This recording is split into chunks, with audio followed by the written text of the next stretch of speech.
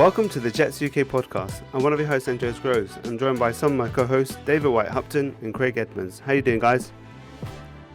Even better now you got that intro sorted.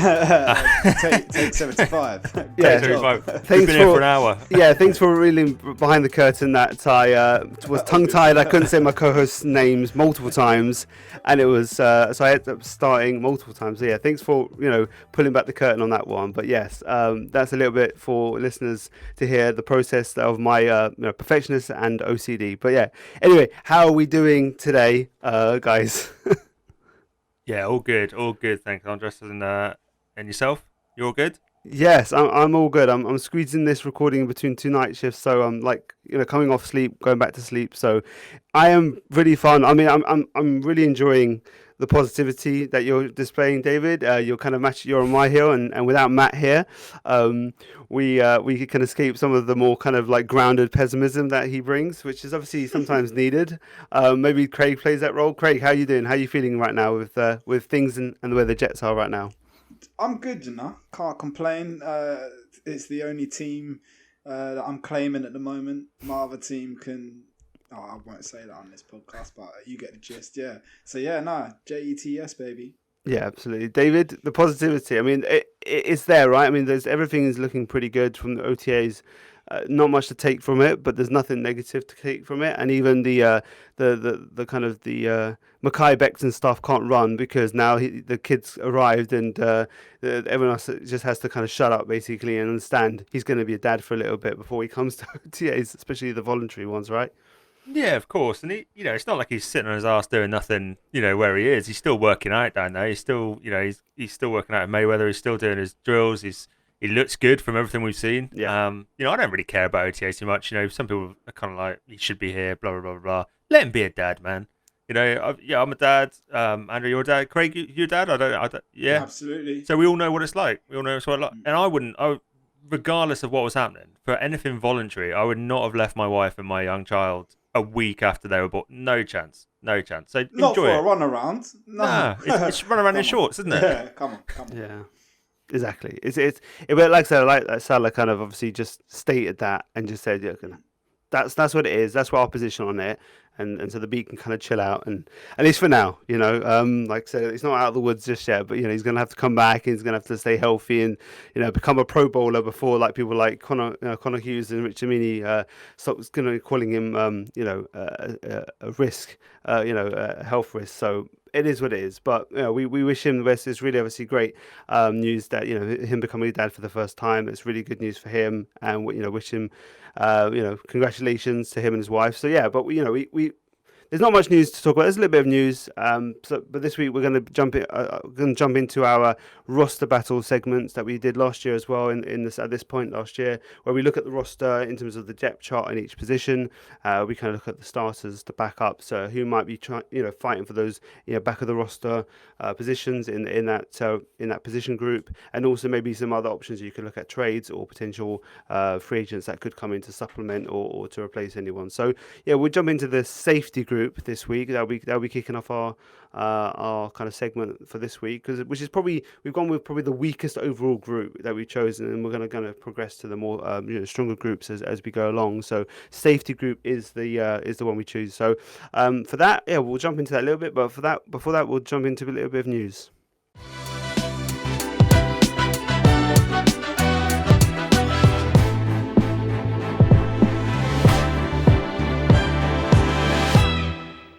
Okay, so for the news this week, there's not much to talk about, but there's a few little tidbits to talk about. The first thing is the Jets announced that they will be doing joint practices with the Falcons before their preseason game. Obviously, everyone's now nervous about some of our star players after what happened to Carlson up in Green Bay, naturally, but David, I mean, it's a bit silly, isn't it? To really think too much of that. An injury can happen, whether it's in Florham Park or whether it's in Atlanta, Green Bay, or wherever, right? Yeah, of course it can. I mean, an injury can happen just getting out of the shower. So, they need to tune up to the right level of intensity, and these kind of joint practices do bring that level of intensity. Anyone watched Hard Knocks, I mean, they get a bit chirpy. I enjoy it. I quite like that because that's kind of the first sign that real football's going to be here soon. Obviously, the Falcons, Jeff Ulbrich was with them, so there's a little bit of history there. anyway. Yeah, I love them. I'm not worried about the injuries. It could happen at any point. So you're going to have to up that intensity at some point. And why not do it then and be ready for the preseason? So yeah, I'm all game for it. I love those joint practices. Craig, what's your feeling about the joint practices? Yeah, obvious. It's an absolute no-brainer. It has to happen. I'm all for it. I think any 10 what's the word I'm thinking of? Pensipede? That's not a word. That's a big word though. It's not one. We're on peak form. We're on peak form today, honestly. Any concern about joint practices is ridiculous in my opinion. Salah really was very clear in his press conference. And just a side note, I do love Salah in a press conference, but he said you can't. You have to play football. If you want to be good at it, you've got to play football. And you need, he recognises the work they're doing now, but you have to you need contact, and it's great going against your guys, but you've got to play against other people as well. Have to, let's do it. I bet they can't wait, mate. They cannot wait. Trust me. Yeah, it is really good because you get to face off against different strengths and weaknesses that your team may or may not have. When you play against your own guys, different body types, different styles of a particular player. Maybe like different pass rushers that we've got to what we have for the O-line to practice against. Things like this is really kind of sharpens yourself until getting ready for the season and the different challenges that come week to week. So yeah, I think it's a good thing as well. And like I said, it is obviously it was devastating that news that happened last year. But like I said, that his body was probably, he was pushing himself to that point. That might have happened in Florham Park as well. It wasn't just that happened in Green Bay. That was maybe something that his body, it was going to happen at any point anyway. So it is what it is, and we kind of, like I said, I think they're taking steps to have really light OTAs right now. I know a lot of the new angle with the beat is is to say, oh, they're not practicing hard enough. We worry about that kind of that start of the season, and they're not going to be ready for that because they're not doing stronger OTAs. They're doing kind of lighter OTAs. And I'm like, guys, please just give it a rest. Honestly, I know you have to for whatever outlet you work for, but for goodness sake, it's just you just roll your eyes to eternity with this stuff, right, David? Wasn't it what Salah said though? It's kind of like OTAs is from the neck upwards. Yeah. That's what they're there for. It's to get the system down a little bit more. It's to get that mentality right. It's just install different bits of the offense that they're bringing in, because new players, when you bring in new players, you'll bring in new little schematic kind of diversions to the offense. So it's not going to be exactly the same as last year. They are going to have plays for Garrett Wilson. They are going to have plays for Breece Hall. They're going to have plays that have Hall and Michael Carter in there. So, Salah, I agree with Craig. Salah in the press conference is absolutely outstanding because he hears all this stuff and he just bats it away. He just smashes it all away all the time. It's kind of like not going hard enough. This is not what OTAs are for. OTAs are for the above the shoulders. When we get into training camp, then you'll see how hard we go. And, I can't believe anyone's going to think that a team run by Robert Saleh and Jeff Ulbrich is not going to go hard enough before the season starts. Yeah. They're going to go as hard as they need to get those players into the best possible shape. But you don't do that in June. You do that in August. You do that just before the season. So, no concerns whatsoever. I'm quite enjoying the OTA little film clips. I quite like those nice little flips from Zach Wilson to the receivers. And you hit apparently Sauce is on fire. Like every single person is saying Sauce. That's all the talk. He's another level. He's just a different type of CB, that we haven't had. He's just a different breed to what we saw last year, effectively, in the system. And just you go that's the pedigree speaking, right? That's the potential there. Well, when we spoke about him prior to the draft and that, I was mad high on him anyway. But we spoke and we said we don't want to give him like Revis level expectations. I'm not sure that's possible anymore. They're talking so glowingly about him, blanketed everyone. No one could get, and it's just comfortable for him. I am so high on it. I think if he's as good as the talk right now, our defense is going to be so diverse. Yeah. It's sick. I mean, DJ Reed's getting good reviews as well. So automatically, you think about those two being good. And, when we talk about roster battles, we're going into safety, and that may be a weakness. But, this cornerback room, when you think of people like Eccles and Bryce Hall did a decent job last year in where they had to be, relatively to where they were expected to, you think they're the guys, they're the backups. I mean, I think you're in really good shape, to be honest. And I'm really enjoying what those two projected starters are about at the moment. They're looking really, really difficult to play against and making things harder, which is going to make the offense play better because we're going to have really good secondaries to face. Right off the bat, when you look at the Falcon, the Ravens and the Browns, they've got good secondaries. So it's going to be good that if ours is decent, it's going to give Zach and crew a good chance to practice against some good quality there. So no, absolutely. I mean, we talk about Zach. Obviously, the biggest news, obviously more than sources, is Zach's weight kind of gain that he's packed on, like kind of 6 pounds, 6 to 7 pounds of. Well, he's actually said he's packed on about. What was it? Yeah, he's going from 208 to 221 right now. And he was 21. Yeah, so I mean, he's looking really good. Like I said, I think he's looking thick, Andre. Thick. That's what Salah's saying. Looking thick, but with the 2 C's, right? I think it's really, really good to see.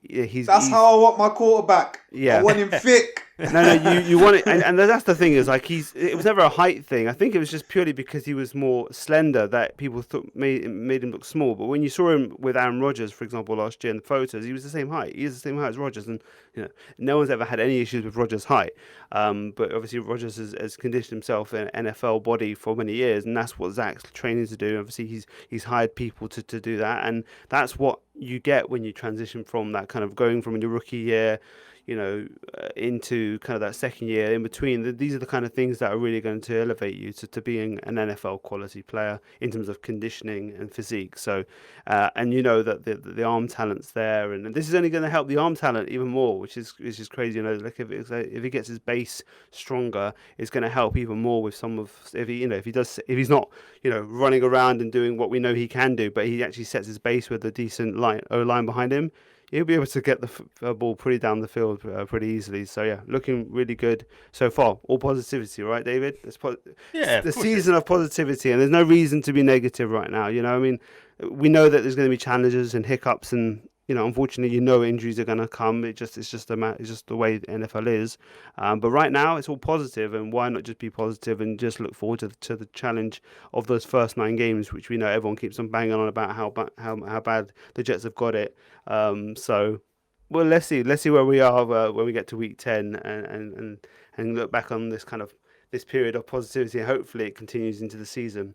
The other thing that's really positive is that business is getting done in signing these rookies, which is obviously we've signed the 3 first rounders. We've also signed Jeremy Ruckert, which is just a great positive story with his family's background of being massive Jets fans. David, it's really good that business is getting done really quickly. It's a lot different to what we've seen in previous years under Joe Douglas.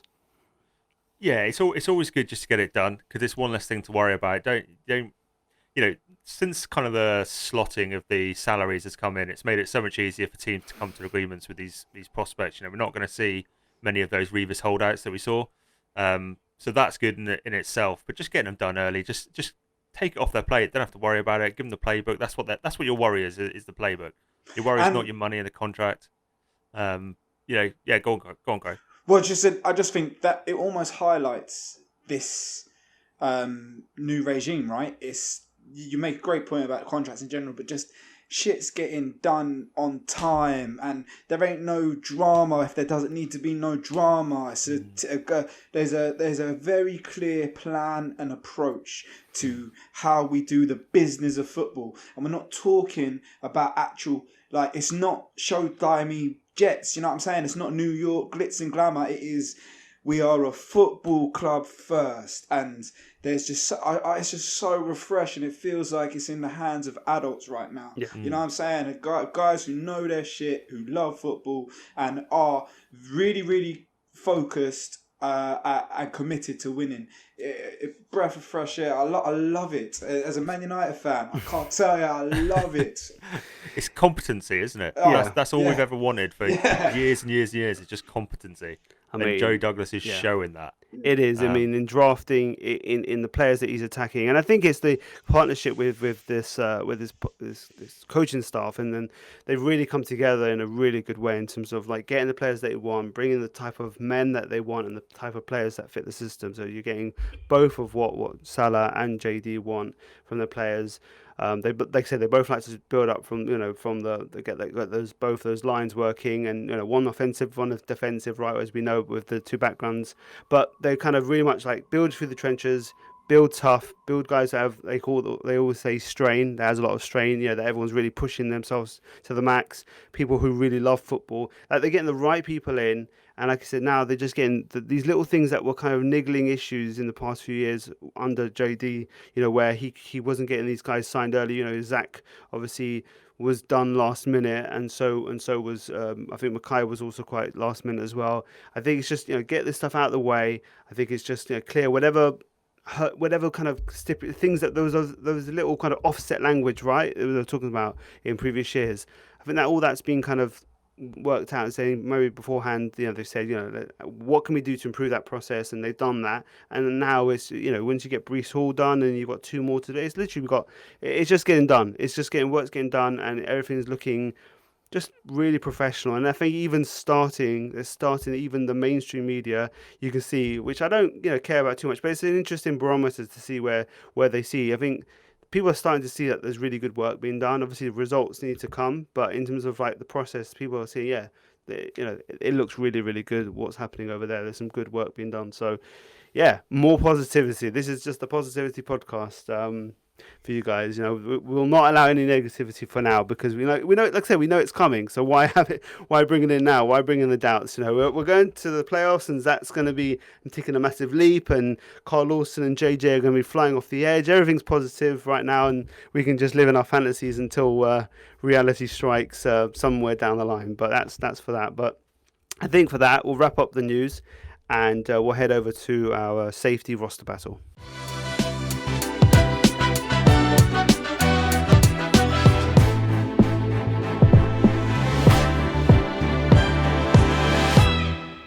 Okay, so we're going to get you to your roster battles for the safety position very soon. But first, we're joined by a really exciting guest that we've got, Claudio from Gotham City Crew. Thanks for joining us on the podcast today. What's happening? How are you doing? No, it's really great to have you on. Like I said, you're all about Jets Twitter, Jets Instagram. You're all over there and doing great stuff. Meeting everyone, going to all these places, hosting all these great kind of parties and meet and greets. So really, really good to get you on. A big Jets fan, a big part of the Jets community. So really fun to have you on. So basically, we'll kick it off. Just jump straight in terms of your personal. Before we get to any of the. Before we get into any of the kind of the stuff on the Gotham City Crew in terms of the history and where you go into it, what's your personal history with the Jets? When did you get into them and why? Yeah, so actually, I don't have one of those stories where it's just like I was born into this. I had no choice growing up. My dad was like green and white. That's it. I didn't have any of that. So I grew up.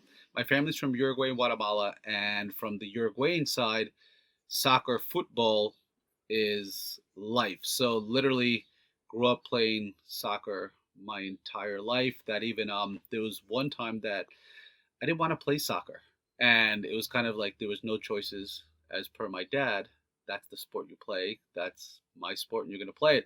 So I ended up playing Little League, and my dad didn't talk to me, I think, for maybe 2 or 3 months for a while because I didn't play football, soccer. So I was a soccer fan, all in on Uruguay, and Peñarol is my interclub Uruguayan soccer team. And then when the Jets practice on Long Island, the church that I went to, a bunch of the Jet players attended. So in 1993, I was 13. So for those doing the math, yeah, you can add up. That's how old I am now. And I kind of just ended up choosing the Jets because I'm like, you know what, you have to pick a team at that age, and I picked it, and I was like, all right, I'm a Jet fan. Fast forward the years 96, 97, 98, we all know about that great run, and then we were drafting the great draft of 2000 that just really built my fandom even more. And I was more of a casual fan because I was so involved in soccer. And then my fandom really took the next level at when I was a kid at 14. I was misunderstood and got sent away to military school. So upstate New York, off I went to. So shout out to New York Military Academy. And the fandoms were strong through all the kids that other misunderstood kids. So you learn to really defend your New York Jets. And then I'd gone to Michigan State for undergrad. And after college, I moved to New Orleans for a few years. And that being in the state of Michigan and New Orleans, I became, I would say, a really strong diehard fan because I was defending them so much more against everybody else's teams. Behind enemy And lines. yeah, and then it Yeah. wasn't even all my friends. There was a lot of people from Detroit, the state of Michigan, so Detroit Lion fans. So it was kind of like the shit talking of the crap teams. Yeah. So, except '98, we had that amazing run that sucked that it ended the way it did because I do think we would have won the Super Bowl that year and beaten the Falcons. But after that, living in New Orleans, and I lived there from '03 to '05, and the Saints at that time weren't what they were now, a consistent team or even previously winning the Super Bowl. They were called the Aints. So similar for the little run that, not little, but quite some time where a lot of times you can't even give Jets tickets away. People, you see all the memes with the bags of that. I was there in New Orleans when they were like that. So all my Saint friends that like to talk shit, I'm like, I was there when they were the Aints. So it can turn around for the Jets. So that's kind of my fandom story of the evolution of not into football and then having to defend and really bleeding green. Yeah, I mean it's great because, like I said, when I speak to a lot of friends over your side of the world, it is obviously That's it's like crazy. the families are locked This in, right? The families are locked yeah, in, and that's this it. side of the And world is crazy. yeah, I still can't believe you're like over there and I'm over here. it's awesome to connect. Like I said, just like I said, be Yeah. able to do this now. But I mean, yeah, like to have a unique story. I love it. You know, like I said, we Yeah. all of us over here, wherever teams we support, we all have these like weird, wacky stories of going to random places in the States and grabbing a random jersey.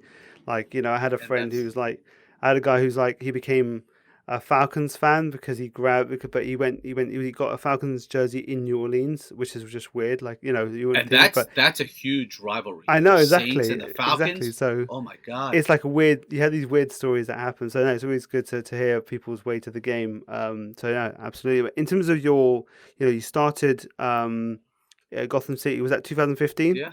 Yep, 2015. Yeah, 2015. Like what? So what's the kind? What was the kind of the motivation to start it, and like what were you trying to achieve with Gotham City Crew?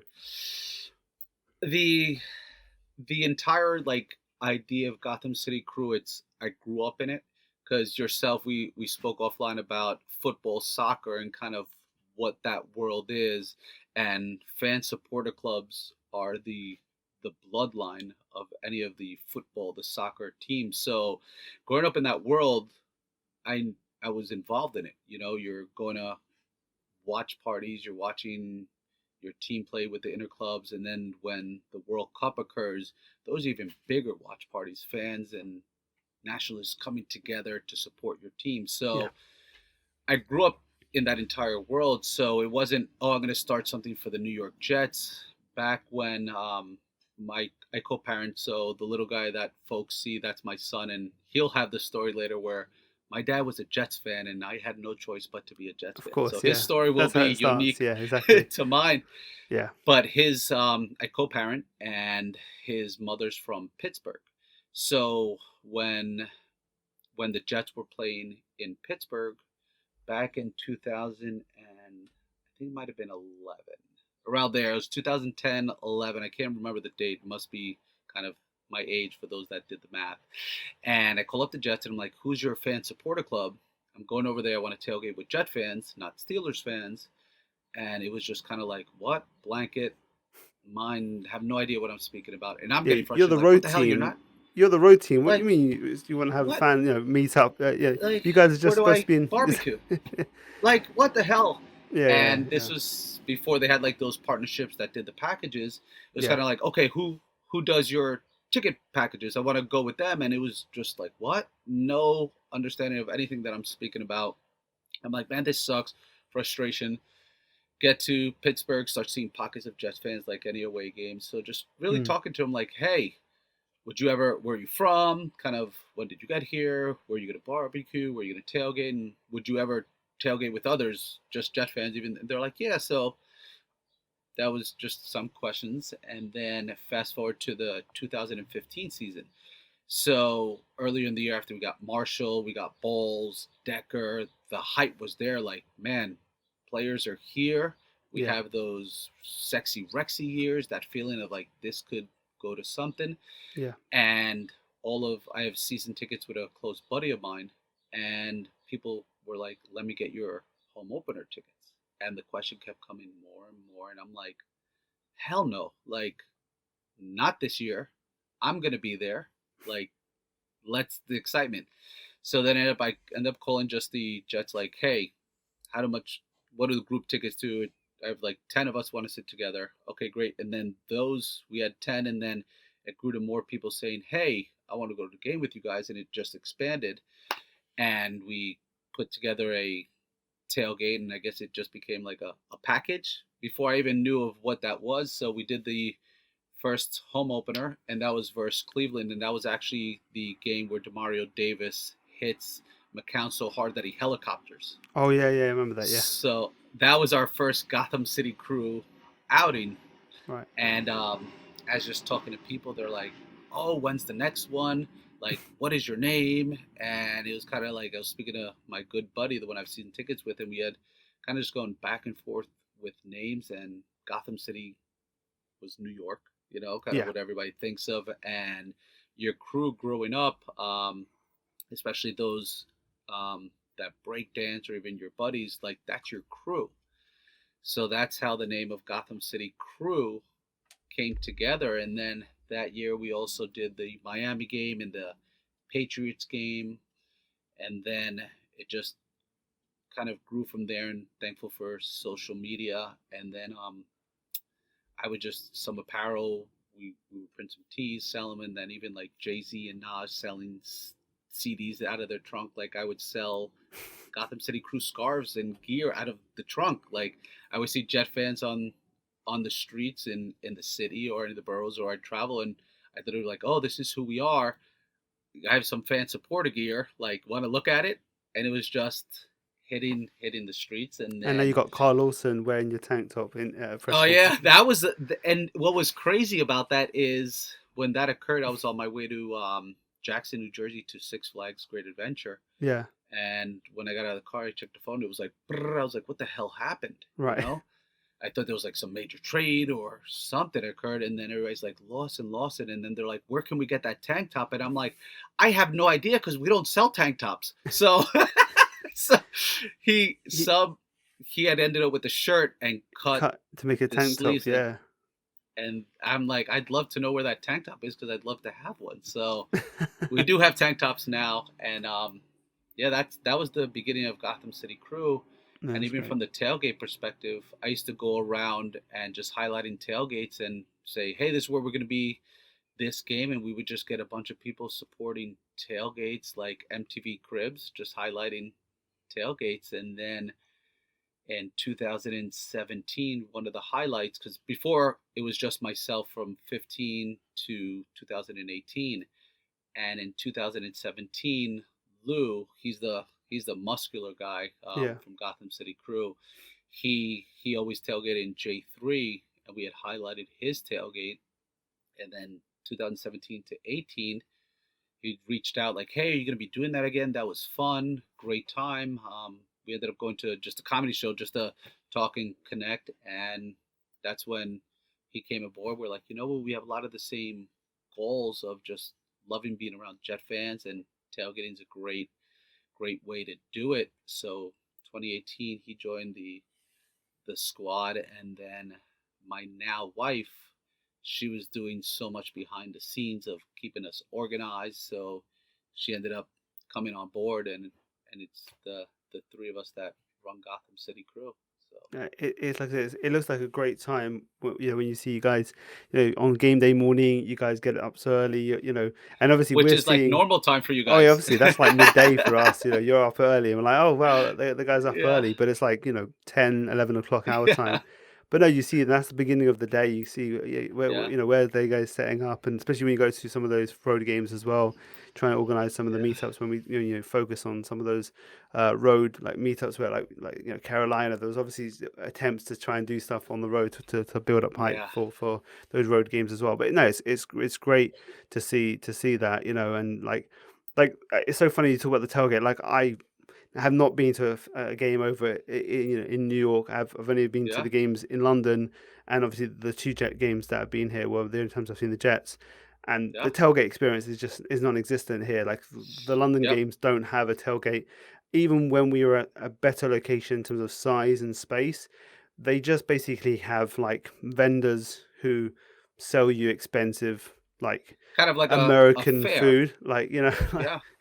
like Like almost they'll like a sell you fair, like like a carnival American setup. burgers and barbecue stuff, but it's not really like the same thing where like it's not just about the food, it's about the hangout, Yeah. it's kind The of like camaraderie. exactly. And when you've got Yeah. all those fans, it's just a different experience because you've got all the fans from all 32 teams, and most people go with their friends. Like when we Yeah. had the meetup here with Nick Mangold at the draft, we talked about potentially having like, can And we that was focus on like, super cool. yeah, that was really cool. But when we talk about having like a like we think like, and we have a Jets centric, like can we all get together as Jets fans, especially if the Jets are playing? And it was like it's going to be difficult because a lot of people, even though we love Jets fans and we want to get together for Jet games, like to watch, maybe watch Yeah. parties, stuff like that. When it comes to the London games, a lot of us have gone with friends who are, I've got friends, Packers fans, Pats fans, Other Texans teams. fans, right? And I'm not gonna ditch my friends to go with the Jets Yep. family, even though 100, like I really get on with 100%. them.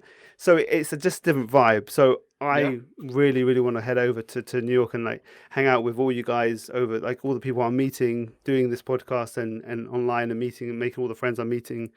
Like I really want to get over there and do the tailgate experience with you guys and really kind of go non-stop Jets, like proper enjoy the Jets tailgate kind of thing on game Yeah. day. So one of these days I will. In terms of like the really cool experiences, like with all the things that you get to do involved with your work with Gotham City Crew, what's some of the cool experiences and the best experiences that you have done since launching it? Before we get into that, isn't it when you come across the pond? Isn't that kind of what Yeah. they say? Yeah. Across the So when pond, you come across the pond, we'll have to get a good tailgate in for sure. Absolutely. That'd be fantastic. Yeah. Yeah, I've learned from kind of interacting. Thank God, this is one of the positive, the awesomeness things, if that's even a word, whatever, we'll roll with it. But Love one of it. the great things of social media is Yeah. like the ability to connect with people worldwide. It's definitely such a blessing because social media can be negative in a cesspool, Of course. but this is one of the awesome, awesome things. And I just wanted to say that really quick. And speaking to so many across the pond, that's where I learned about it. So that's where I adopted into my Absolutely. Yeah. conversations. And the coolest thing that I've ever experienced, blessing of Gotham City Crew, is the fans. And the number one is going away games. There's two aspects to it. So you highlighted the away games and meeting fans. From that perspective, met folks Iowa, Idaho, the Dakotas, just all over the world. And it's one of those that had you not gone to that game, you would have never crossed paths with them. So that's such a beautiful thing to me, to be able to break bread for people that we all have the same love for the Jets and come from all different walks of life and different ways that folks grew up, but we all come together because of the team that we love. So that's a super awesome thing. And they about don't away get to games. support from where they are. Like if they're not in the New Yeah. York, New Jersey area, they're not going to have a lot of friends and family who are Jets fans. They're going to have people who are maybe fans of the local team or Yeah. other teams if there's no local NFL team.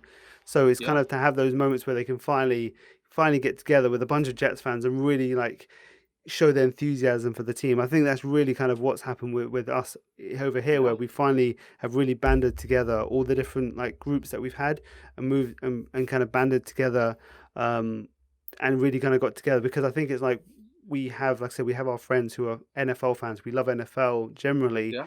but to have those fans where you go, oh yeah, I can just go Surrounded. and talk just Jets and I don't annoy any of my friends, because Yeah. obviously being Jets fan and trying to talk lots of Jets is very difficult because no one wants to hear Yep. anything about the Jets because the Jets are completely irrelevant and they're rubbish and they're a joke. And so when you finally get to go and meet other people who want to talk for hours and hours and hours about, why Quincy Williams, will make it or he won't make it because, can he be more than just a homing missile? Like you get all these silly, conversations and it's great to go into that. And so I'm sure that those fans around the US who get to meet up with you guys and kind of like experience it and meet other Jets fans is great for them as well. And that's what's such a huge blessing, and you forget sometimes how blessed we are to be here, to be able to go to a game and it becoming a norm and just being part of your lifestyle. Because there are so many that are out of the general area that it might be difficult to come over here and watch a game, or they have other responsibilities and they're like, I can't on Sunday. So that's truly a blessing that I think at times the local fans can forget it because we're so surrounded by Jet fans that it becomes the norm. And I do think that, but also it's because MetLife is the home stadium, and MetLife. I mean, I don't even have to go there to know that stadium sucks. Yeah, we know.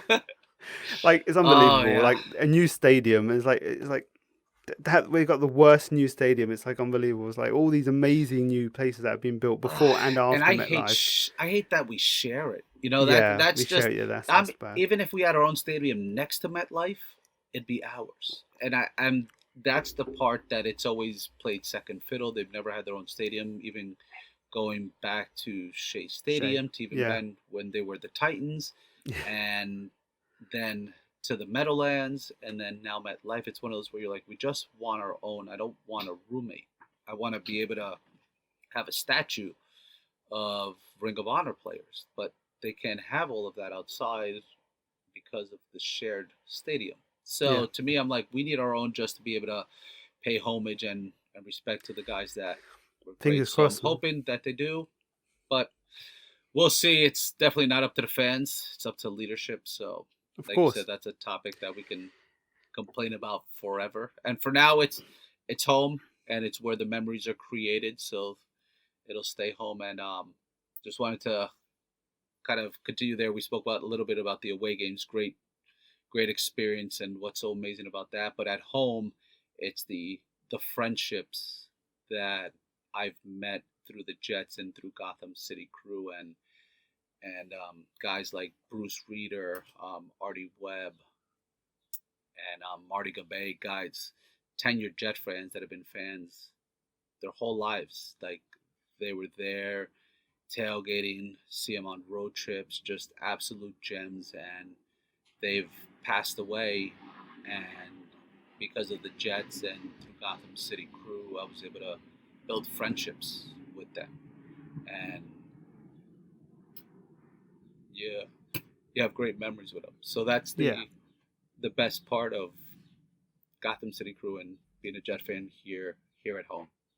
No, it is great. Like I said, it always looks great from the outside, and and I say hopefully we're creating something, something similar here. We're trying to kind of band together and really have that kind of joint experiences where we're all going to go and watch games together, even if it's not live at the stadium, but watching those games in central London and go to those games and try to have those meetups where we can really enjoy the team together and kind of and be passionate together about them. So it adds to it, even it does. I mean, we can't control the score. We know that we haven't been able to control the score forever. yeah, exactly. But it's the memories and the experiences that you have. We're both fathers, and we spoke about kind of our children. They're the same age, and it's one of those where they don't fully grasp the concept of football, X's and O's, what's going on. They just know, is the team winning? Are they good?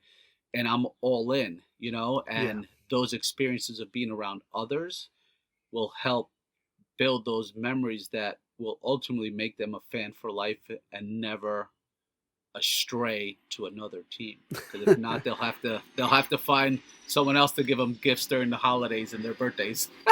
Yeah, absolutely. Turn attention to the team. Your thoughts on the team. Obviously, it's a lot of positivity. This podcast is that we're currently in what we recorded yesterday. So just by again, we're peeling. We peeled behind the curtains of the production yesterday, or when we did the Yeah. recording. There's a few mistakes that, like, we had a bit of a joke on air about it. But that's why you go action part 2. Well, exactly. I do cut a lot, but this is, and again, Yeah.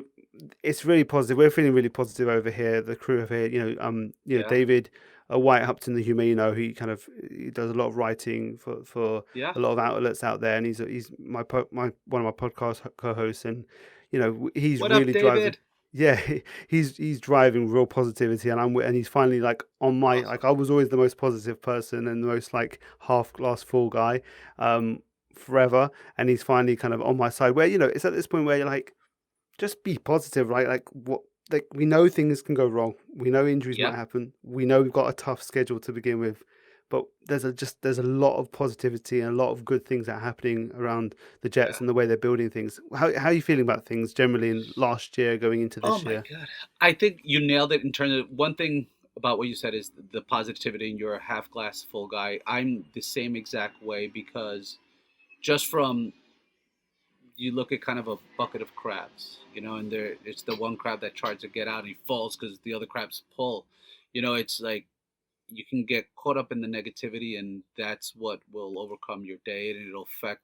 If you're negative about the Jets and you're angry all week and giving yourself ulcers, it will go into all other aspects of your life. You'll just be negative, But if especially now, the positivity. So I applaud you. Stay positive, because I mean it's infectious, like laughing and smiling and positivity. Just like David, you win them over, one angry fan at a time. They'll come over to the positive world. But the positivity is definitely there. Last year, I can only speak for myself, and Of course. and once Gase, we all know that the interview with the tacos, which honestly now I think is the funniest thing ever. Whoever created that, shout out to you. But last year, it was my mindset was everybody's new, the leadership is new, the players are all new, so I've removed any type of expectations, just because I put everybody first year on the job and they have to learn.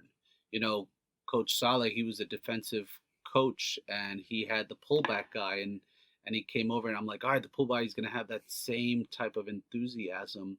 And at times it felt like it was pulled back, not from the pullback guy, but reserved and like what's going on. But I think a lot of that had to do with just learning, for having so much more responsibilities. Like, for example, people that are sales reps and then all of a sudden they become a district manager. Mm-hmm. That's a lot of responsibility. So there's a lot more to learn than just being responsible for one thing. So last year I kind of just gave everybody a pass, and I'm like, you know what, figure it out. And then after that, I'll have expectations, and not really expectations like they have to be 10-7, make the playoffs, or else screw them. But more the feelings of the positivity. Extremely happy because I feel that there's finally adults sitting at the table making decisions. That is the number one thing that everyone says. Like I think we all sense that. That is the difference. Like, we feel there's people who they're doing a good job. There's adults making decisions that are logical and make sense, and the team building is making sense. Like, that is the number one thing that everyone's saying that I speak to.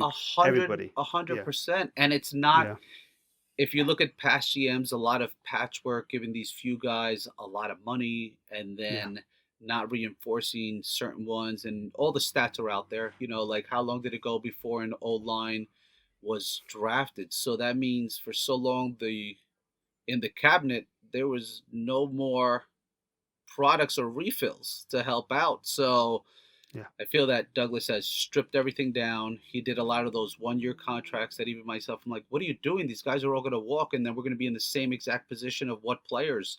So that part got cleaned up, and I can start to see, okay, this is the plan that's going, but I really don't know because Douglas is so quiet and things don't get out from one Jets drive compared to in the past where all of the secrets were out and sources. All of that is at a very minimum with Douglas. So that's great that he can keep a secret. And seeing the number one thing is, you start seeing it take shape, but you look at these Instagrams and the social media of these players, and they're hanging out. Yeah. They're loving being around each other on off days. They're together, and that alone, like they'll go to battle with their boys, with their Culture, friends, with their right? closest, and that's what it builds. You said it. I It's couldn't like remember the word, they but always say culture for so many oh years. Everyone's always talking about culture. I mean, it just you stop talking about it. You do the right work. You get the right people in, the right men in, not just the right yeah, players. I mean, these are the right players for the positions as well. They're really getting people who play the schematic roles well, but yeah, just as importantly, they're really strong men into young men in terms of like role, like in terms of like being responsible for for them wanting to be great yeah, and be kind of like professional and being the best they can be at this profession. Um, yeah, and that just breeds, and so they, and I think they just really relate with each other, where they're all kind of, they're all in on the same. They feel like, okay, I'm in, yeah, I'm all in, and that guy's all in, because you know when you get people who are like, I'm all in, but that guy, I don't know if he's all in. yeah, That's when you start to get discontent, discontent to players and a broken locker room. But everyone's yeah, in, everyone's young. They're all yeah, hungry. They're all working. It's so good. The vibes are so good. Like when you see all yeah. that stuff, it's so good. It really is. And it's a big part. We've all been part of group projects where the person gets an A, and you're like, man, you didn't do shit. Yeah, You know, yeah, even at times that was me. I was, yeah. there was Of times that course, I was yeah. like, I didn't do anything. Thanks for the grade. You guys need some orders. I'll go get the food run.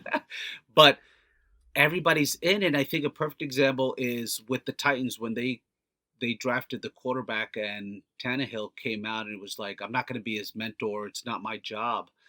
Like none of that is happening with the Jets. Like they're here to push each other. Look at the tight end room from a position that was non-existent, not used. That we have an amazing tight end room now, and Yeah, they're all supporting each other to uplift. And what are they saying? Iron sharpens iron. Kind of of that's course, the yeah. mantra that a lot of players are saying. So you're like, they're building that culture by supporting each other, and they're happy to go to work because it is a work, it's their job, Of course, but they're enjoying it. And yeah. that's what I'm most excited about, the team, but obviously the direction of adults sitting at the table and making the decisions.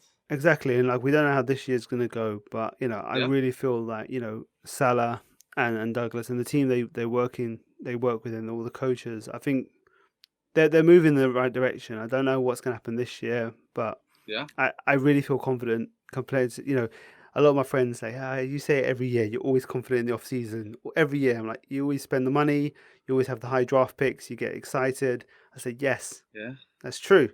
But this year's different. And I can't say, and yeah, I literally say, you know what? I just got to stop talking about it. I'll say it's different. It's a different vibe to it, and you'll see the results. And I really hope, and I really think you'll see the results. And yeah, that's all I can say. But I'm like, please, the results, please come, because, like I said, yeah, I really see it. And I'm like, we're so tired of those losses and losses and losses. And I think it's coming. It's changing. I think yeah, you can see it. It's just the quality's there. The leadership's there. The work ethic's there. I think it's all there and that you need for success. And I think it yeah, all comes down to number two. I mean, you were at One Jets Drive yesterday, right? You were at yeah. the OTAs. Is he looking thick? Is he looking beefy? He wasn't in the beginning of OTs. He was slanging the ball, but then they had Mike White and who's the Is it is it, elder, is it the Flacco? grandfather. Yes, the grandfather. Flacco, yeah, Flacco, And yeah. football term. Yeah, and they were slinging it. So he's definitely bigger. He's definitely, you could tell obviously it was from a distance because they have Of the course. fans on the sidelines, but from all the photos, he's the few throws that we witnessed, they were bombs. So it's exciting, and just the fact of the off season, the amount of traveling that he did to meet up with his players, Yeah. it speaks volumes. It adds to that culture, and kind of when you talked about this year's different, and then how do you know? It's just the same way when you try to describe being in love. You're giving all It's, these examples of what you're feeling, yeah. but it's not a specific definition of what it means to be in love. It's just, and that's how this team makes us feel. Like you just feel that it's different, and it feels damn good. Yeah, and I think it's because of all the mess that we've had since the Rex Ryan years, where you know couldn't let Woody can let Rex go, so he kind of keeps Rex, brings Yeah, he's full the Idzik a and the mess. McCagnon, the Bowles and the Gates, and like all that mess, and throughout all the QBs that went through there, and all the players and all the Yeah, it was just the terrible drafts, Hackenberg, all that stuff happened. We've seen so much incompetence. That you just go, yeah, this is different. Like it's different. yeah, Like the results aren't there yet, but because the results are building, and I think last year had some of our key injuries not been there. I think if Mackay's healthy, if Carl Lawson's healthy, I think you yeah, probably add one or two victories, and then it ends up being a 6-win season, and you go, okay, they've gone from 2 to 6 wins, yeah, and you look at the progression. So you go 4, doesn't look, it still looks like a failure. yeah, But I think they're going to make that jump, even with the difficulty in opponents, because you just look at it. You look at the offensive line and the people in the running back positions, and you look at the wide receivers and the tight ends, and you're like, yeah, there's just so much talent there where they're gonna be tricky. They yep, may lose these games, they may win some games, but they're not. I just don't see them being able to be stopped easily. They're not gonna like splutter on drives where they go 3 and out, 3 and out, 3 and out. It's not yeah. going to be one of those days where you're going to have 3 and outs once in a while, but I don't think it's going to be Hmm. one of those days where it's the whole game where we had before, where it was like they had like one first or two first downs the whole game. It's like that's not really Yeah, going to happen because there's just so much talent. And then on the defensive side, they're going to be I'm flying with all you. over the place. So it's really exciting times, Claudia. It really is. Like Yeah, it's like this is a really exciting yeah, time. I said, and for you guys to be it is. Ah, really like getting more and more people that get excited. I mean, these tailgates. Once the game day experience is good, MetLife is going to be great. Like you're not going to care about the stadium if the on the field product is great and the people you're hanging yeah, out with are great. You don't care that the stadium. Like when I go to Wembley Stadium, everyone here hates Wembley Stadium. It's a cold, lifeless stadium, but it holds 90,000 people, so a lot of people get a chance to get a ticket. So I always appreciate that it's that big. That's how yeah, I'm able to go to Argentina, Italy next week because yeah. I was late to the party, but because there's so many seats in that damn stadium, I was able to get a ticket. Able to get in there. But you Oh, enjoy the wonderful. game with the people that you're with. If you have a decent game and you're And with you good said it. people, you enjoy the game, and that's what's going to happen. So, no, Yeah, it's good times. Like I'm really excited. Like I said, this is positivity to the max, and like I said, this is where we have to go yeah. because it's really exciting times what they're building. I love it. And another thing to think about too is with so many new players. Last year was their first year, and they have now some of the veterans, the people that have been around, sprinkled on the team. But Yeah, just figure game day. It's a rookie first year going up against guys that have been in the league 6, 7 years. Those guys that have been in the league, they know where to knock your hands so you're falling and you get off step. They know what way to move their body to offset these rookies that aren't experienced the NFL game. So all of those factors, the players have learned, so the transition from year one to year two is going to be big because they're like, oh, I remember that. And yeah, with the units being so close and having good veteran guys, not even just like, okay, I came here to make 15 million a year to just, I'm out of here. They're here still in their prime and they're like, okay, here's situations. This is what's going to happen on game day. Watch if he hits you here. This is how you can avoid it. Or when you're down in a stance, they hit your arm, you drop, they get over you, boom, knock the quarterback. All of those lessons learned, plus the sprinkling of the tenured guys. And there's going to be a lot of progression for the positive because they've been working on their craft. They've been putting attention to it, and we can tell how involved it's been this off season. absolutely. I love it. I'm stoked about it. Oh man, I honestly like I never want to wish away summer because summer's a great time to enjoy Yeah, the weather and stuff, but I cannot wait till September. Like I want September to come right now. I'm yeah. raring for September 11th. And Ravens, we're all in the yeah, same thing, and I think that's where the feeling is so mutual. Obviously, there's still negative people because so many of us Jet fans are scarred because we've of seen so course. much trash and non-consistency throughout the years that you want to love, but you're scared, but you're totally open to welcoming it. and I'm Yeah. hoping that we get all this goodness that we deserve it as a fan base. We deserve consistently being happy and not always winning the off season, but ultimately get those W's that we want to see. A home playoff game. There's never been one in MetLife on behalf of the Jets. There was one. The Giants had it early in the stadium, but Well, Woody's never it, had one, right? I've heard that yeah, Woody as the owner has never had a home playoff game because those playoff games we had were always, yeah, road games. So yeah. yeah, So I think it's coming. that I should think all be that stuff's exciting. coming. It's all I coming. sure hope so. But like we say, it's being optimistic. It's trusting this leadership and hoping that they do their thing. But yesterday at OTAs, man, it was intense. Like they were focused. Like some of the fans were cheating. There's a not cheating, cheering. But there's a gentleman by the name of Cuz. He's been around for quite some time. He saw the Titans playing at the Polo Grounds. So Right. he's been a fan forever. Yeah. He's NYPD retired. He worked at Brookhaven University after, and he just loves the Jets. And he's out there screaming Super Bowl. The road to the Super Bowl starts today, and you can hear. You're close enough that like the players turn around and like they're feeding off it, but it was just all business, and they're going hard at each other in practice. That even earlier in the week, I guess, Sauce, he was shutting down Wilson, and that's what it's going to be, intense practice all It's the great. time, that they're just going to keep getting Mhm.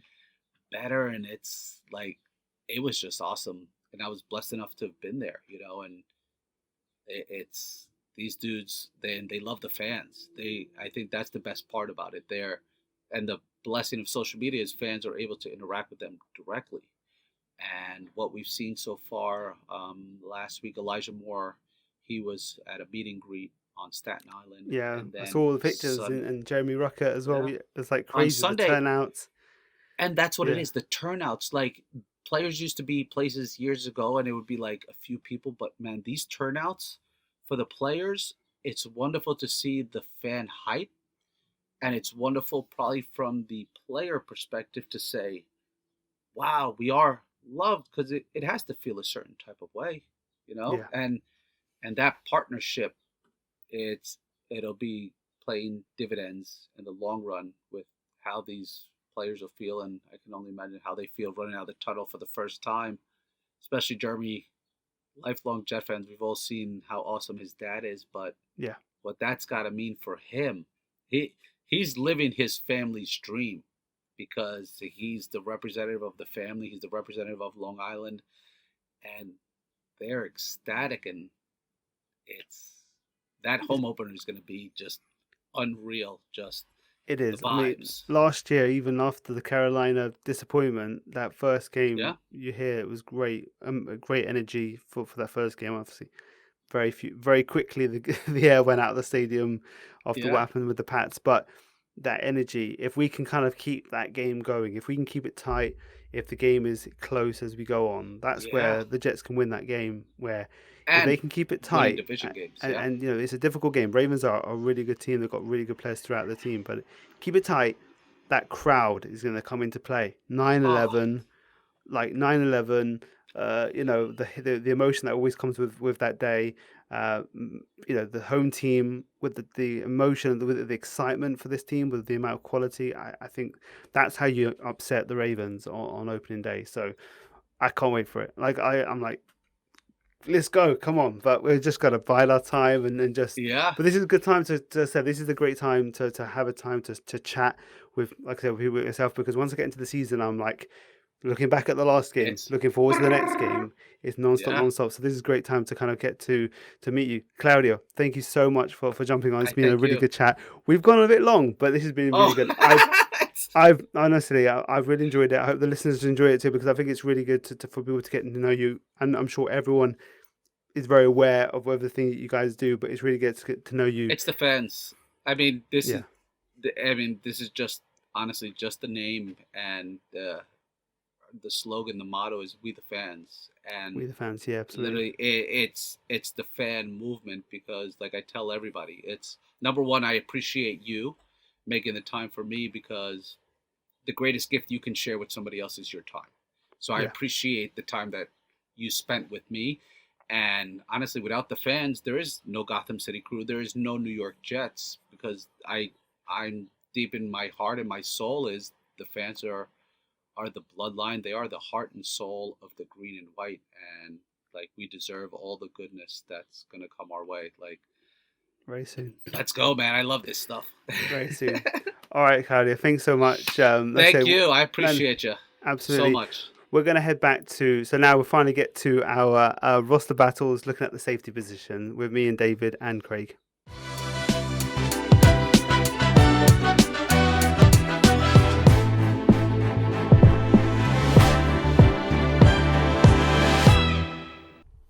Okay, so for our roster battle for the safety position, we'll just go through the depth chart, kind of speak about who potentially could be starting, who could be making the roster, and any other options, maybe also that we could look at. So, David, who are you projecting as our starters for the safety position? Jordan Whitehead's going to be one of them. I mean, I think that's pretty. Well, you know, you don't sign him to that kind of contract if you're bringing him in as a backup. So Whitehead will be the strong safety. The free safety, I was pretty sure until about 3 days ago that it was 100% LaMarcus Joyner. I thought it would be Joyner. Joyner was very good at free safety until he went to Oakland and they moved into a slot corner for some reason, because Oakland are going to Oakland. I don't know why they took him away from a position that he was good at and put him in a position where it didn't kind of showcase his skill set. He's come back to free safety now. But in OTAs, it's Jason Pinnock getting the starting reps at free safety. Now it's OTAs. You don't know how much credit to put into it. Obviously, Joyner's coming off a season-ending injury, so they might be bringing him along quite slowly. But I'm quite excited about Jason Pinnock as well, and I think that's going to be the battle. I think strong safety's done. It's dusted. It's going to be Jordan Whitehead, barring an injury. And then free safety, you've got Joyner, who I still think has the inside track just because of historic performance at the position. Jason Pinnock, he's obviously transferring from cornerback to safety. And obviously Ashton Davis is still there. You know I'm not a big Ashton Davis fan. Mm-hmm. You know, he takes awful angles to the football. It's late in coverage. His tackling is close to abysmal. Hopefully he makes a leap, because I want every Jets player to make a leap. There's, you know, I would much rather be proven wrong and the Jets be good than proven right and the Jets have to waste a pick. Yeah. So I hope Ashton Davis comes in this year and makes a statement. So apparently he's a really good dude. Like, he does a lot of charity work. He's a nice guy.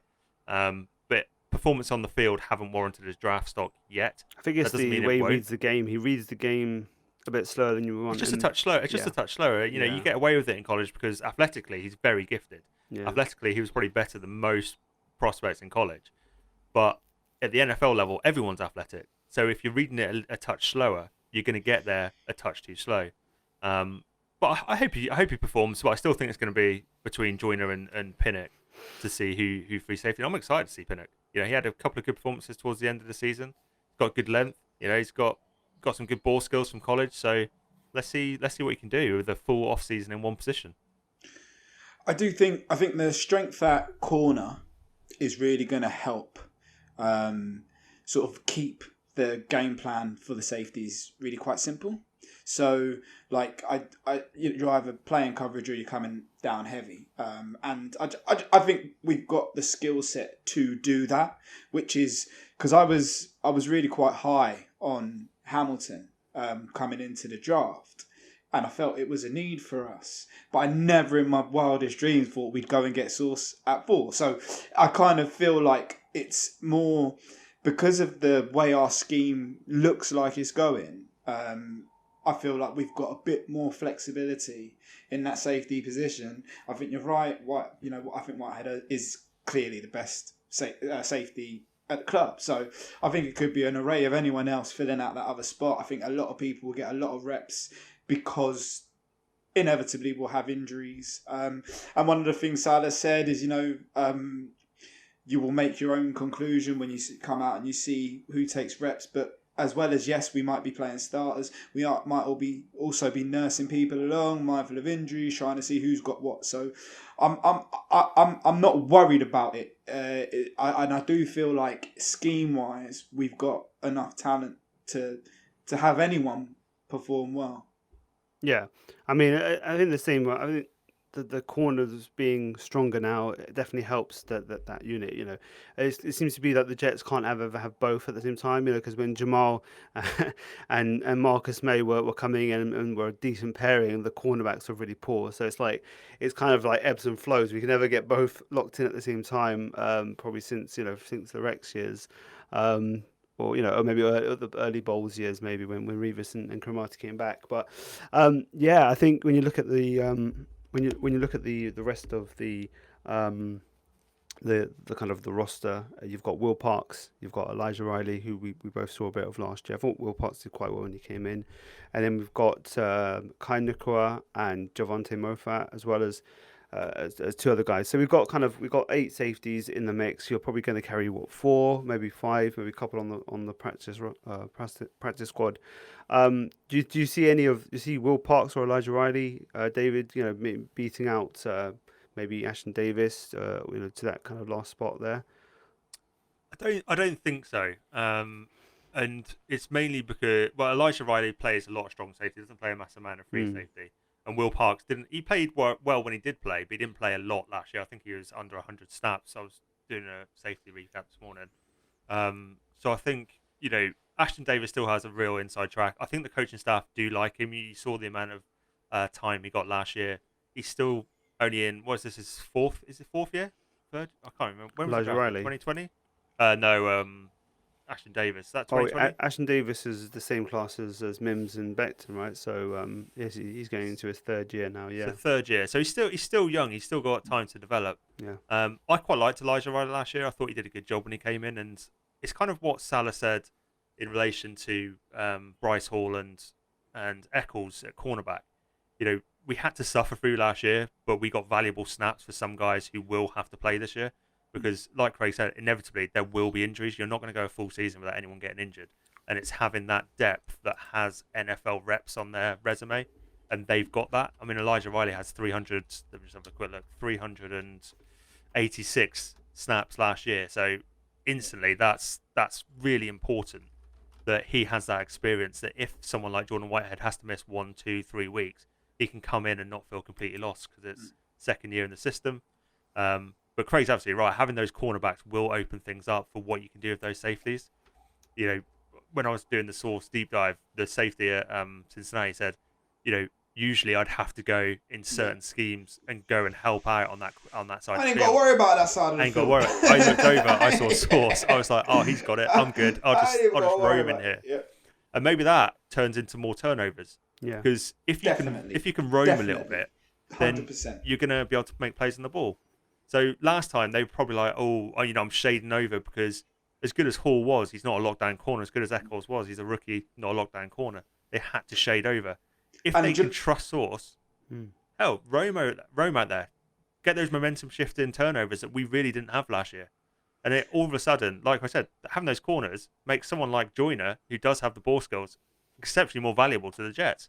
So, that's their philosophy. And I love it. I love what they did. And that's exactly, and Salah said, we play an attacking type of football, whether it be offense or defense. So that's exactly what he's going to do. He wants people to make plays on the ball, create turnovers, 100 miles an hour, let the pass rushers get to the quarterback. It opens up the game so much. And I love that style of defense, but it feels like Jets football.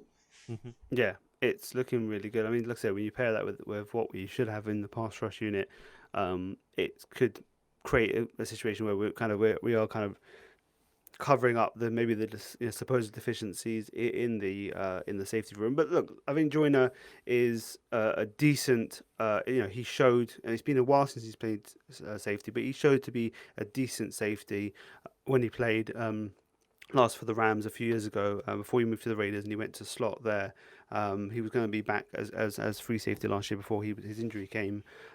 So it's been a while, but he has shown that he was good when he did play. And Whitehead is a kind of a plus starter at strong safety. So I think Whitehead's a missile, man, isn't he? Yeah, exactly. Have you seen those reps? My God, he's going to make plays in the run game. He's going to be. He is going to help so much. He's going to help so much. And then when he gets up ahead of steam, he doesn't care about his body, man. He goes flying in there. Yeah. Like, absolutely. Remember Jim Leonard back, Yeah. He wasn't the best safety in the world, but he was one of those tough-nosed safeties who will put his head in there, Jordan Whitehead's exactly like that, and he's better athletically than Jim Leonard is. So Yeah. I'm really excited. I'm not actually that concerned with the safe. I'm not as concerned with the safeties as much as I am with the linebackers. But So so I'll be would, completely would you honest. say that the Agreed. linebacking crew is actually? I kind of put the safety crew overall worse, only because I put maybe CJ Mosley as a kind of figurehead of that. So but it is kind of a bit of a toss up. Are you more worried about the linebacking crew as in terms of the weakest unit on the team? I think so, barring injury. So I think if Joyner goes down, then my concern levels go up. But if Joyner can stay healthy, with projected starters, so Whitehead and Joyner, I'm not as concerned about them as projected starters CJ Mosley, Quincy Williams, and whoever plays that third linebacker. When Marcel Harris will probably play that third role. I'm more concerned about that unit than I am about Whitehead and Joyner as starting safeties. You're right. Yeah. Yeah. Yeah, It makes 100%. sense. I mean, I guess it's. I think we'll obviously cover linebackers in probably next week's episode, the next episode as the next unit. But yeah, I think it's. I think you want maybe some better depth, maybe somebody who could be brought in that if anything happens to Joyner, he's come back from an injury. We don't know if that's going to be re-aggravation. Sometimes that happens at the end of people's career, where they just kind of keep on just re-aggravating the injury when they're trying to come back. So maybe someone else that we could bring in that doesn't rely on us kind of relying on someone like Jason Pinnock or Ashton Davis. I mean, but that's what the coaches are there to see. If they feel that the drop off isn't that big and what they're seeing from these younger guys, then maybe again we trust them and they're not going to go for that. But then maybe I don't think that a trade at this point is worth it. I mean, would you say that if there's a decent player for a trade, would you be for trading an asset for a player, David? Say if I know Chuck Clark from the Ravens has been talked about because they brought in Hamilton, and they also brought in obviously Marcus Williams on the free agency. They beat us to that signing. So do you think that potentially someone in a strong, if there's kind of like a strong room that maybe releases someone or is happy to let someone go by trade, would you do that, or would you kind of say no, we'll just rely on the younger guys? I think you've got to be open to everything. I think no one expected Morgan Moses to break free at this point last season, and the Jets took advantage of that. And I think when you've got a free safety who's on a 1-year contract, which is exactly what Joyner is, and then unproven depth behind him, you have to be open to every possibility. I mean, Chikiski Tart's still out there as well, and he's got a history of Salah, so he's still a free agent. He might end up coming in if once we get into camp and he's still not signed, they take a really good look at this and go, do you know what? Maybe Jason Pinnock's development isn't that good. Ashton Davis still looks a little bit dodgy. Let's bring in some veteran depth that we know can do a job if Joyner goes down. So, we haven't got I don't think we've got necessarily the answer long term at free safety yet. Depending on how Jason Pinnock does. So yeah, absolutely be open to absolutely everything that comes out. I'm sure there'll be some calls for Jesse Bates next off season again, because he's on a franchise tag. So potentially, if they get to the midpoint in the season, they think they're not going to be. Season's not going well. They're not going to be able to re-sign him. Maybe they'll trade him. Yeah. If that kind of talent becomes available, then you start looking. But at this point, I'm quite happy. I'm quite content. I'm quite content to see how it goes. I wouldn't give up any assets for just some mediocre talent, just because we have unproven people, so they could develop, and then you've just wasted a pick. So, but yeah, be open to everything. I think that's Joe Douglas's philosophy as well. Be open to everything.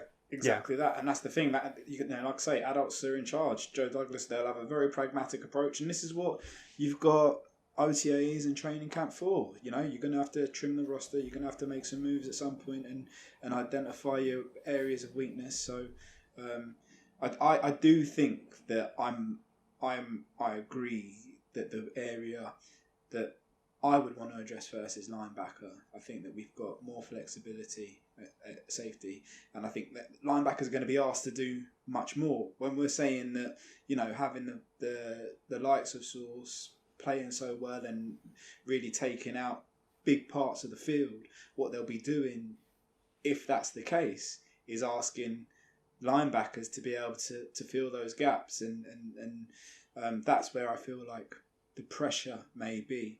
But we got plenty of weeks to find that out, man. Yeah, I do agree that the way that the safety room is looking, if it holds pat and the corners are what we think they may be, you're probably right that overall in terms of projected starters, the linebackers are there's more of a project. There's more projects there, and they could be more a bigger weaker point in terms of a target for an opponent to target us. So, but yeah, we'll get to that group very shortly in a future roster. So probably the next one as we're escalating through the quality of the groups. So, but yeah, I think it's one of those things where we're not done at safety, and we could maybe solve it this year. But also, if it stays as it is, I think we're okay. We're okay. It's not, the fact that we are talking about that being our weakest group. I mean, and then we're talking about the quality of other groups holding them up is a really good sign, right, David? Where we're like, there's a lot of quality that's coming into this team that's kind of like, okay, well, this unit should help this unit because of the quality. We've got enough units that could lift other ones up and kind of rise the tide of the quality of the play, right? Yeah, so it's complementary football, isn't it? Yeah. It takes 11 players to make a system work. The NFL isn't an individual game. In elements, you can have the best quarterback in the world. If your wide receivers can't catch a football, it's not going to really matter, is it? And it's similar in defensive side as well. Everyone has to do their job. If someone mixes up their communication, someone's going to be open. That's just the nature of NFL defenses. So having that added talent, having that added kind of athleticism at cornerback, you've got one veteran presence. You've got someone who walks around like a veteran, but's a rookie. I love that. I love his swag. I really enjoy it. I saw someone comment the other day saying, "Oh, I'm really worried about Sauce because he seems too confident." I'm just like, you want a cornerback who's confident. You don't want a cornerback who's walking gingerly over saying, "Oh, I don't know if I can cover this guy." No. I mean, Sauce thinks he can cover the best receiver in the NFL right now, one-on-one, every play, all game. That's why you're a top 5 pick. That's why you're a top 5 pick. He wants to wear a Sauce necklace. Who cares? Who cares? Let him do it. Let him do it. Some of the biggest personalities. Exactly. He's a really solid dude from all accounts. You hear about the coaching staff really like him. He's a sponge. He wants to learn from all the veterans while also having that confidence in his own abilities. So if you've got someone who's got confidence but also is humble enough to know, I'm really confident but I can still learn, and I'm always open-minded to learning and is generally a good dude. Who cares if he wears a Sauce pendant? People always focus on this stuff. Like this nonsense. I saw when Zach was wearing his backwards hat, and I hope that Colin Coward was a bit tongue-in-cheek about it, because he just tweeted and said troubling at New York Jets when he saw that Zach was at a baseball game with a backwards hat baseball game at like was that about a backwards cap? No, it couldn't have been. Really? It's about because he's wearing a backwards cap. Oh yeah, because haven't you heard the whole Colin Coward? I saw him in a customized Wilson Mets jersey. I don't know if they were having a problem with the customized jersey. No, it was the backwards hat, because he's actually got history with this. I don't know. I'm trying to remember which QB he was going after. Basically saying that I think it was Wentz. It was Carson Wentz was seen wearing a backwards hat, and he basically went for him. That was the narrative. It's like he's supposed to be representing the organization. This is when he was at Eagles, and then everyone's like just showed loads of pictures of like Tom Brady wearing backwards hat and stuff. It's like that's Aaron Rodgers wears backwards cap all the time. It's like it's the most. I've never heard this. Yeah, No, I didn't hear that. Yeah, it's like it's actually funny because I was like, well, I think it was NYJ Matt or someone said Q Colin Coward when they showed a picture of Zach with it, and literally it was DJ. DJ said it. He was like Q Colin Coward take on this, and literally within like an hour of him tweeting that out, Colin Coward did actually tweet something. He said call it troubling. So I think it would be easier to find a quarterback who didn't wear their hat backwards rather than one that did. 100%. Yeah, exactly. It's what so an insane thing to it's just ridiculous nonsense. Yeah, it is so funny. And like I said, it'll only target the guys who are like on the that he can target as potential guys who haven't made it yet. So it's like, it's just the reason why, because he's got a bad attitude, and it's like it's the most apt place to be wearing a baseball cap at a baseball game. It's ridiculous, honestly. But this is the stuff you get in the off season, and oh man, I mean, like I said, it's like his hockey fandom, isn't it? It's like I tweeted that out yesterday. Yeah, and I had some responses to that. I couldn't even bring myself to respond to him because it's like, no, you don't do that. It's like the guy's from Utah. Like, let him do what he wants. He just wants to go and see some playoff. My argument was let him surround himself with success. Like, no matter where that is, he wants to be in those environments. And and that'll just help him kind of visualize what it'd be like to take the Jets to that. So, I'm a Rangers fan. I have no issue with him being an Islanders game, like screaming his head off. Like, have fun, young man. Yeah, and then he enjoyed Game 7 of the last round, and of them winning that game in Game 7. So that's like a pivotal moment that went to overtime, and they got that last minute goal to win in Game 7. That's like the most like tense moment you can have in playoff sports. Oh, And it was. and so for him to be part of that environment and like that because that's what we want for him in the future is to be clutch in those moments when the game's on the line and you're going to have to perform. And exactly, just let him go there. Like he's just supporting the local teams, whether it be the Mets or the Yankees, whether it be the Rangers or the Islanders. Just get out there and he can enjoy good quality teams that are getting to the playoffs. Especially at this time of the year. Someone made a good point, and they were kind of like, based on where he lives, he didn't necessarily get to see a ton of first-class sport just on his doorstep. Yeah. I mean, all of us probably, especially me, I'm in Norwich, we have one football team, and that is it for sports in this area. Yeah. Like, you don't have anything else. So if I went to New York, hell yeah, I'd be watching, I'll go and try and see the teams that I support, but if there was an Islanders game on, I'd go and see that. I'd go and see the Nets, I'd go and see everyone. Because if you love sport and sport is your thing, and all of a sudden you've got all of these teams, you've got like 9, 10 professional teams on your doorstep. Why would you not go and, you want them going to the museum? Like, what do you want him to be doing? I can do what the hell I want. We're talking like, obviously, I'm going to do whatever I want. And you've got the access that they're going to just give you tickets that's what I'm as well. saying. Literally, what are you talking? It's nonsense. Yeah, exactly. You want him to be submersed in that type of thing. But just quickly thinking about that stuff you was talking about in terms of sourcing the defense and that swag, I actually also think that's going to have a massive impact on the offense. And I really do because I think that one, hopefully, not just the whole not being in a hole all the time, not being on the field for as long, but also making plays. If you're an offense and you're seeing your defense make plays and have fun and be bold and be brave, it really requires you to step up. And that is really what we have to see this year from that offense. I'm confident that we will. I think Zach's been coming across really confidently. Love what we're hearing about us offensively, despite, a lot of good big talk about the defense, particularly at the cornerback position. But I think that that character of the defense is going to really raise the offense. Yeah, we just have to, definitely the character, but for me, the biggest thing is what you said. You said in passing was that get off the field. I mean, simple as that, because there was a few games where the offense was looking good, and as good as you want to have, as much confidence as you want to have, if you're on the sidelines for so much time, you come in for one series, doesn't work out, and then you're on the sideline for another, massive chunk of time. It's not gonna be good. And field position, right? And field position. Field How position. many times did we start Exactly. in the opposition half? Like barely any.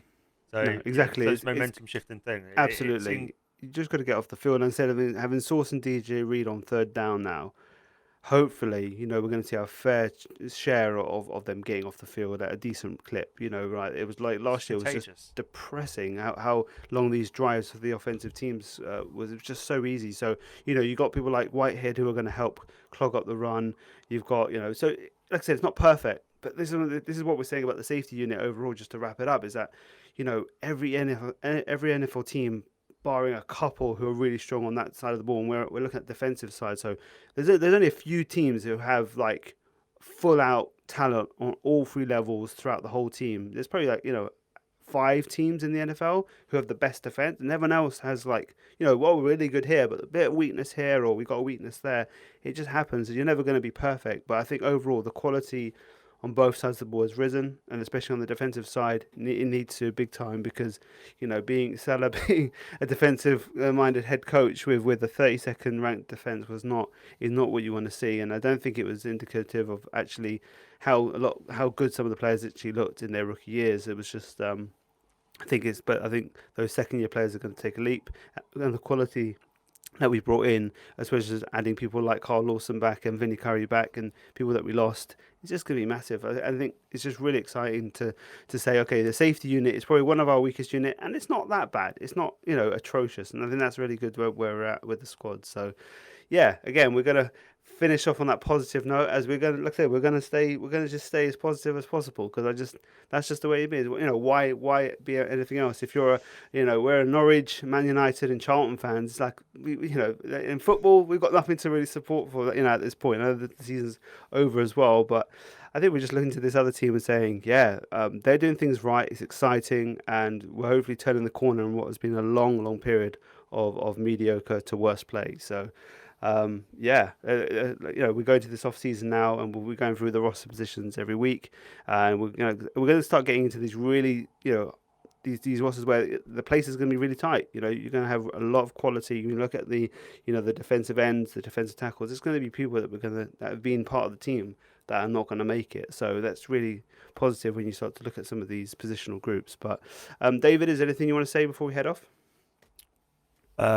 Rangers game 5 tonight. That's what's on my mind right now. Heading into Carolina, need that win. Carolina haven't lost at home. They haven't won away either. So if we can get that game tonight, I've got a good feeling we'll finish it on Saturday. And do you know what? I can't wait to see Sauce there. I can't wait to see Zach Wilson there. I need to get Robert Saleh there because bloody Giants head coach is getting all the rave reviews for going to the Rangers games at the minute. So Saleh needs to stop working out, stop running stadiums, stop looking at the playbook. Just get out a little bit and enjoy New York a little bit. Yeah, I think you'll put, if it's you said Saturday night, is it? Saturday game night, 6? Yeah. So I think maybe Salah get out there for that pivotal game if it does get to that last game, it was great seeing Sauce and CJ Mosley work together at the game. So yeah, it's always good to see these big games for other sports and seeing our guys out there enjoying themselves and seeing some good quality sport, as we said the same about Zach. Craig, is there anything you want to say to listeners before we head off? No, a lot enjoying the conference finals myself, and I've just hit annual leave, so I'm off for the next week, and nice. Gonna chill, watch some NBA, spend some time with the family, half term next week. So exactly. Hope everyone's doing well, and go Jets. Absolutely, go Jets. So yeah, we'll be back. We'll try and get back to this kind of more weekly schedule. We'll get back as much as we can. Balancing everything that we've got with family life, work life, all this, but we really love doing this, and so we're going to go into this different positional battles, as well as hopefully covering a few maybe signings, some interesting news, and some hype that's coming, because obviously we've got the Take Flight series, or is it called Flight 2022 series, coming soon, which is just going to just raise positivity and hype through the roof, right? And so that's coming as well. So guys, enjoy the week, and we'll catch you next week.